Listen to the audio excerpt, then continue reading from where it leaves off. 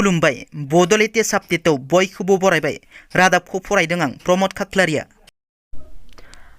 गिबि रादाबाव दङ बिहाराव गिख्रंथाव रेलगारिनि जाब्रबथाय। थांनाय मोनायाव बिहारनि बुक्सार जिल्लानि सिङाव थानाय राघुनाथपुर रेल स्टेशननि खाथियाव बे गिख्रंथाव जाब्रबथाया जायो। बे जाथायाव 4 सुबुंनि जिउ खहा जानायजों लोगोसे 100 बांसिन सुबुङा जखम जादों। Delhi Kamakhya north east express रेलगारिया दिल्लीनि आनन्द बिहार रेल स्टेशननिफ्राय आसामनि गुवाहाटी कामाख्या स्टेशन फारसे फैबाय थानाय समावनो रेलगारिनि मोन 8 दाब्बाया रेल लामानिफ्राय गोग्लैनायाव बे जाथाया जायो।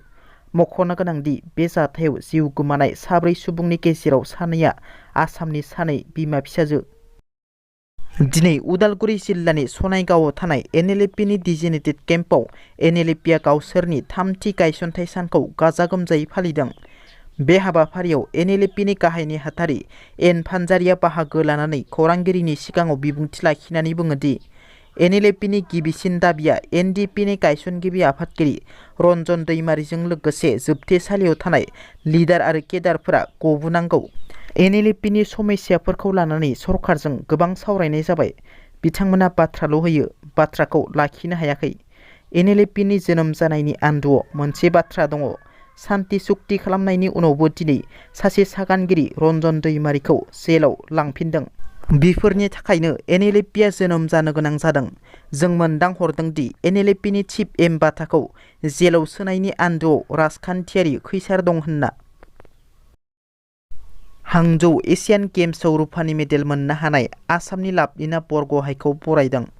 टकिअ अलिम्पिकआव ब्रन्ज मेडेल आरो हांजौ एशियान गेम्सआव रुफानि मेडेल मोननो हानाय लाभलिना बरग'हाइखौ आसामनि डिजिपि जिपि सिंहआ बरायदों एशियान गेम्सआव रुफानि मेडेल मोननो हानायनि थाखाय।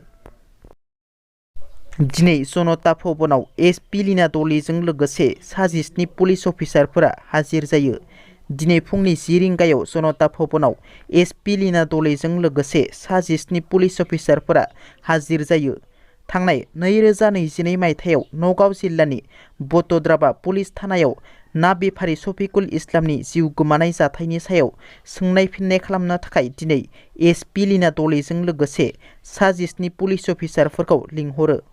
मख'नो गोनांदि जेल सिङाव ना बेफारि शफिकुल इस्लामनि जिउ गोमानाय जाथायनि उनाव गामिनि रायजो राजाफोरा रागा जोंखांनानै बटद्राबा पुलिस थानाखौ सावनानै होनायजों लोगोसे पुलिसफोरखौ गाग्लोबनानै गोबां जखम खालामदोंमोन थांनाय 2021 मायथाइयाव। दिनैनि रादाबा एसेनोसै। नोंथांमोना जुदि आंनि रादाबखौ खोनासंनानै मोजां मोनदोंब्ला अन्नानै लाइक, शेयार आरो साबस्क्राइब खालामनो दाबाव। गोजोन्थों।